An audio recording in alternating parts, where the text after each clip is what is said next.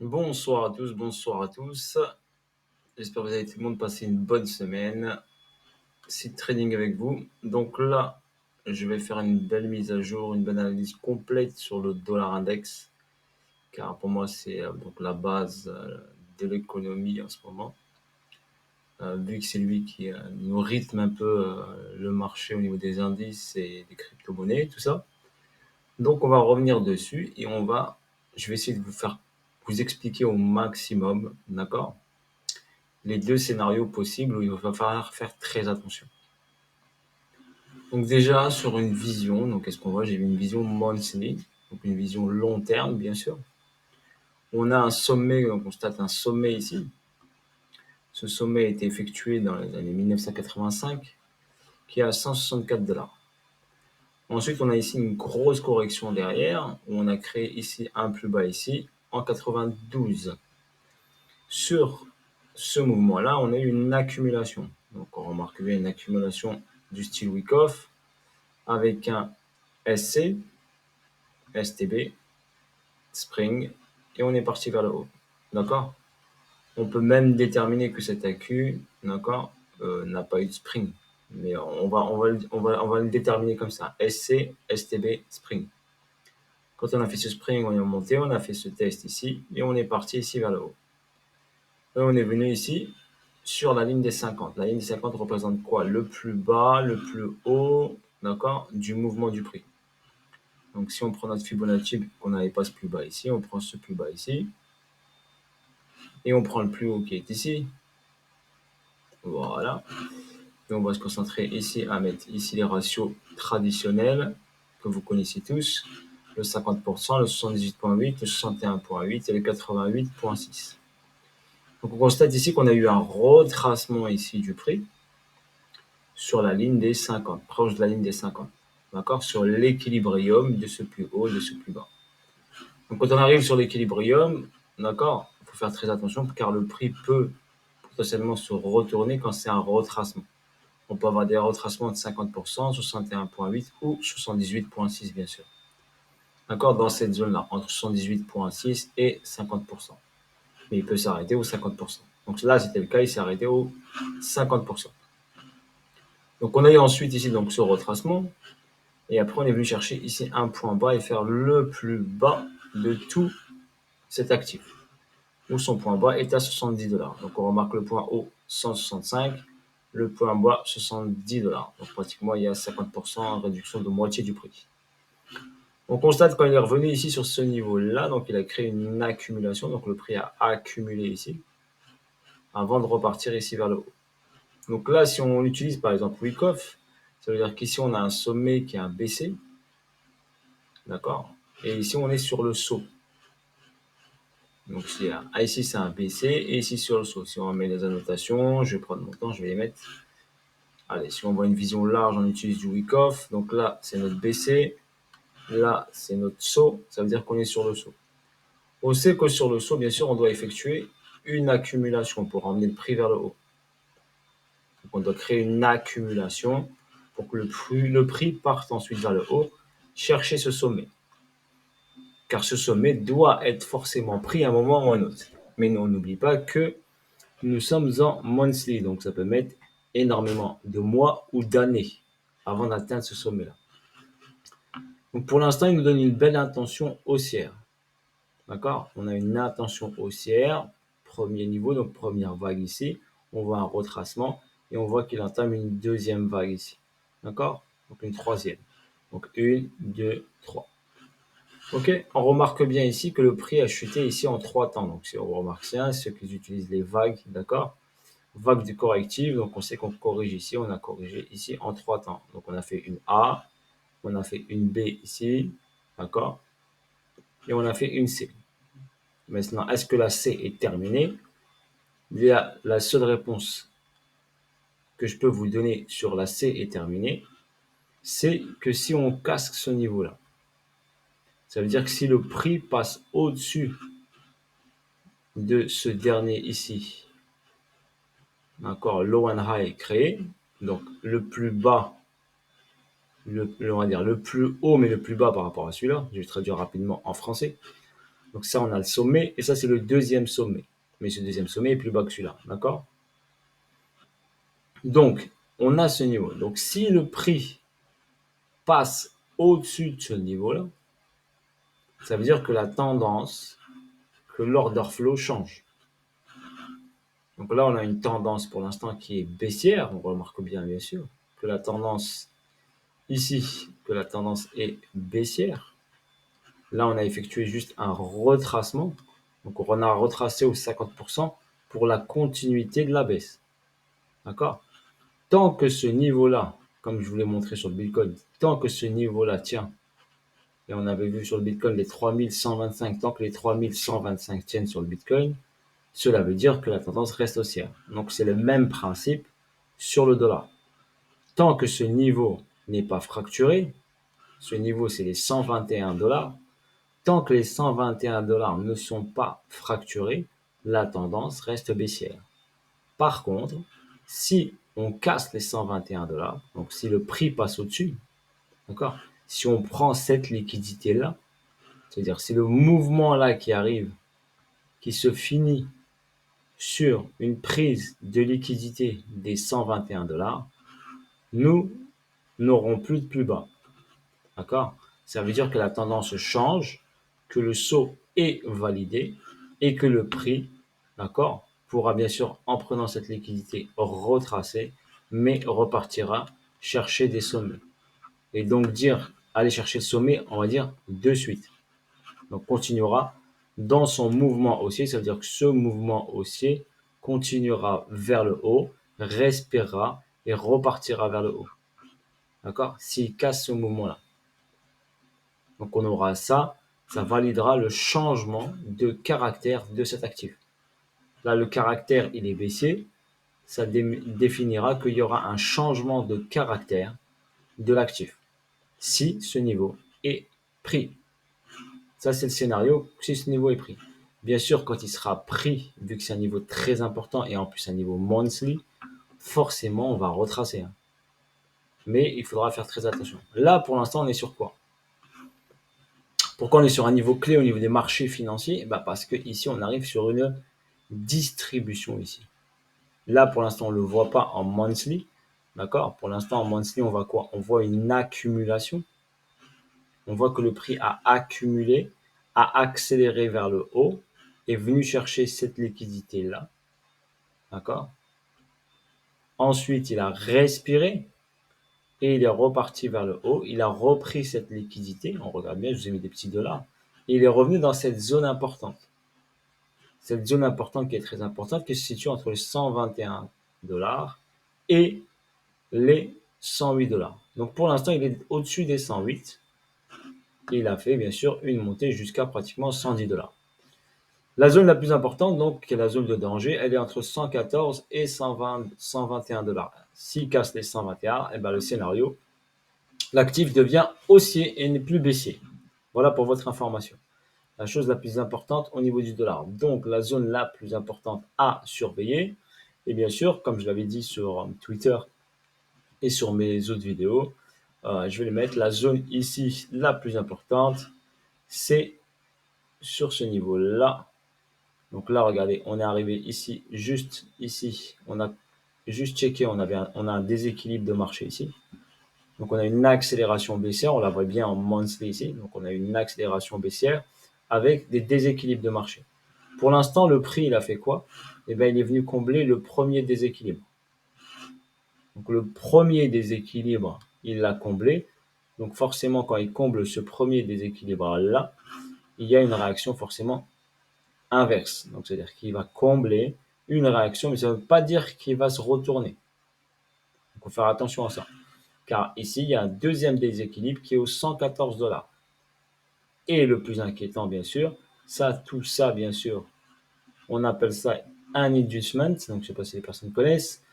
C'est de la liquidité d'incitation. Donc, tout ça, c'est un mouvement d'incitation. Donc, on incite, si je vous explique facilement, rapidement, comme un débutant, on incite les gens à acheter, mais la tendance est baissière.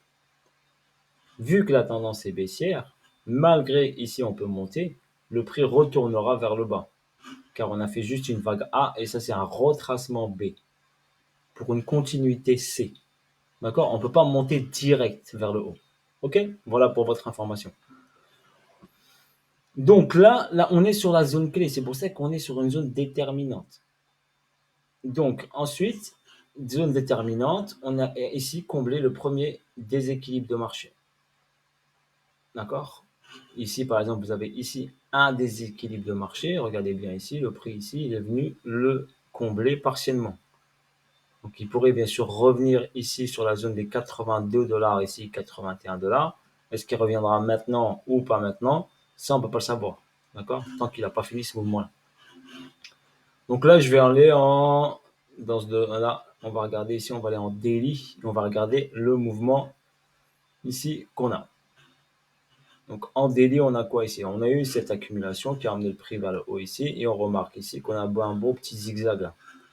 Donc un beau petit zigzag qui a ensuite emmené le prix vers le haut. Donc ce petit zigzag ici que vous voyez là, c'est une correction, une respiration de marché.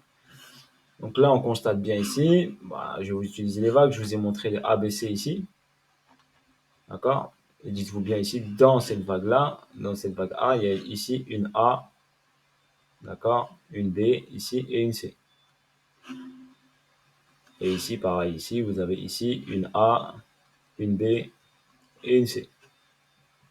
D'accord? Donc dans les mouvements là, et ce mouvement nous crée quoi? Nous crée ce que je vous ai montré tout à l'heure.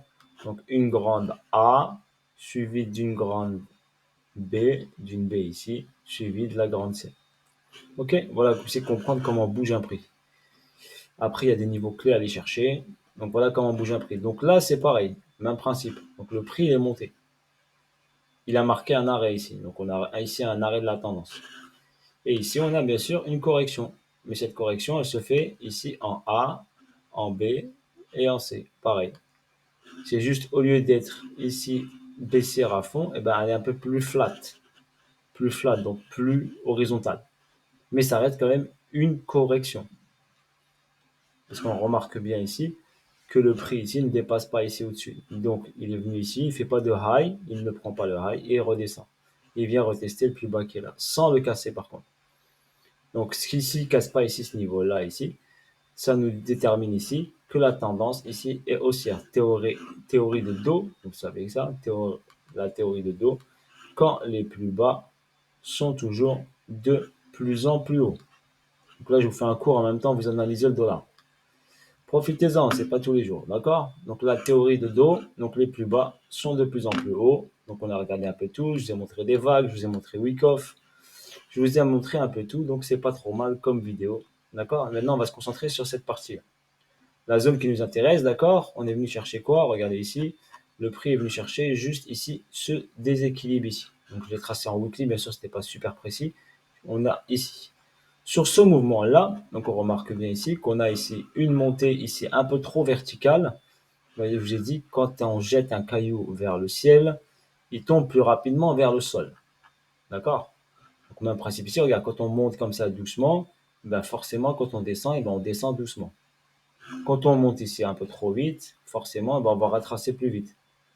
Donc c'est le même principe ici. D'accord? Donc là, la montée ici, elle est un peu trop rapide, donc on va s'essouffler rapidement. Car il faut qu'il respire. Donc pour respirer, il va distribuer, il va redescendre. Et là, on constate ici, on a quoi? On a une début de distribution sur la zone intéressante. Donc on a ici, par exemple, ici, on aurait ici, hop, si je trace ici cette ligne-là, cette petite flèche qui est là, on va la mettre en blanc pour la différencier avec l'autre.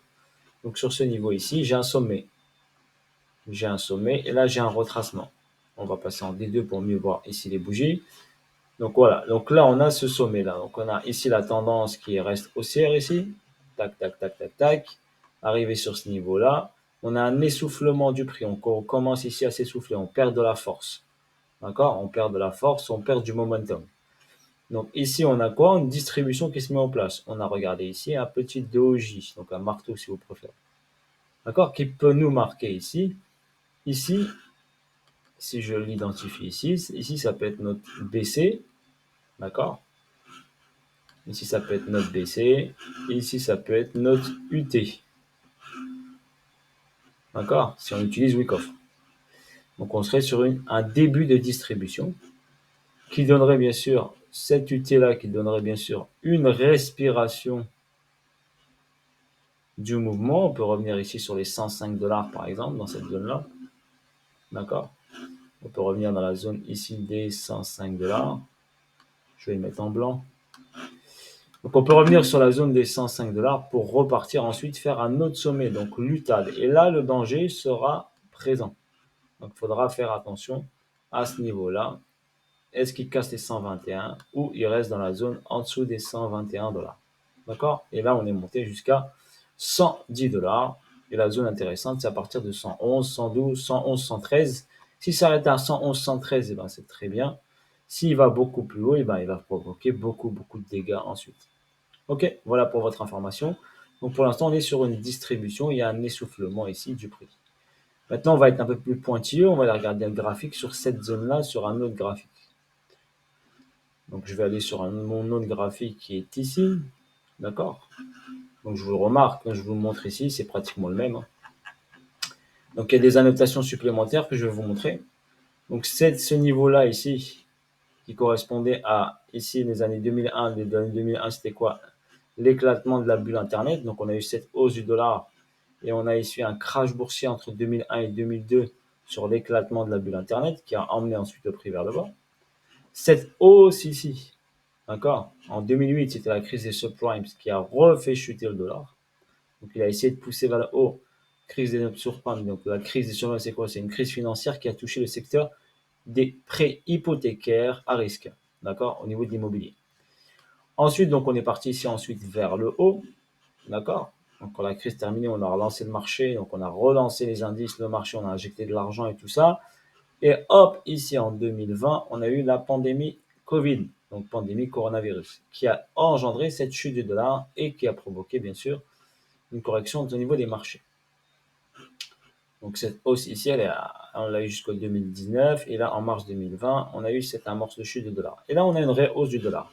Donc on part ici en H8, je vais partir en H8, je vais me mettre en H8, et je reviens ici sur la partie qui nous intéresse. Donc la partie ici, d'accord? Ou sur cette partie ici, donc on avait ici, donc comme je l'avais dit ici, clac, clac, clac, et ici j'ai mis la petite fusée, je vous ai dit, hop, ici, le prix va aller ici vers le haut. D'accord? Donc là, sur ce niveau-là ici, donc comme je vous ai dit ici, on pourra avoir le début de la distribution. Donc je vais me mettre en H1, comme ça on va mieux voir tout ça. Donc là ici, on a ici la petite fusée que je vous avais mis, je vous ai dit hop, le prix part vers le haut, et ici on arrive sur notre zone ici. Donc on est sur notre UT, vous voyez sur notre UT ici. Donc là j'ai un sommet ici, un arrêt de la tendance, le temps de la tendance s'est arrêté, donc on s'est essoufflé, on a retracé ici vers le bas. Donc potentiellement ici c'est notre BC comme je vous l'avais mis sur notre graphe ici. D'accord, je vous l'ai montré potentiellement. Après, je ne suis pas obligé de les noter, mais je vous le note ici. Habituellement, je ne les note pas. Donc, BC, potentiellement ici, notre saut, qui est venu ici combler un déséquilibre. Il est parti ici vers le haut. Ici, il a refait une petite accumulation. On remarque bien, si on utilise Wicos, SC, STB, Spring. Et ensuite, on est parti en montée en escalier. On remarque bien que le prix s'essouffle. Donc, il a du mal à monter rapidement vers le haut. Et là, on a eu ici une accélération baissière qui peut marquer un choc. Ce choc, regardez, c'est confirmé avec cette accélération et cette descente en A, B et C. Ok, voilà pour votre information. Donc pour l'instant, est-ce que l'UT est terminé? On ne peut pas le savoir encore. D'accord? C'est pour l'instant, pour moi, le début d'une distribution. C'est tout ce que je sais pour l'instant. Si je me base sur ce mouvement-là ici, donc pour moi, j'ai marqué mon BC ici. D'accord? Mais après, on voit ici, donc ça ferait baisser UT, ça ferait descendre ensuite le prix un peu plus bas sur UT pour aller faire un dernier sommet. On sait en tous les cas qu'on va avoir un sommet qui sera l'UTAD et qui sera déterminant ce sommet. Car ce sommet, si on revient au weekly, on n'oublie pas de retenir ici que notre sommet ici ne doit pas dépasser les 121 $. Donc 120 et au-dessus. OK? Voilà, donc là on est sur le point déterminant des marchés financiers. Si le dollar casse les 121, et ben ça valide le changement de caractère de l'actif et il repartira haussier et plus baissier. S'il ne casse pas les 21, on repartira avec une grosse correction vers le bas avant de repartir vers le haut. Voilà, bisous à tous, force à vous tous, et je vous dis à bientôt pour de nouvelles vidéos, de nouvelles aventures. Seed Trading est avec vous. Bye, ciao, ciao. À bientôt les amis.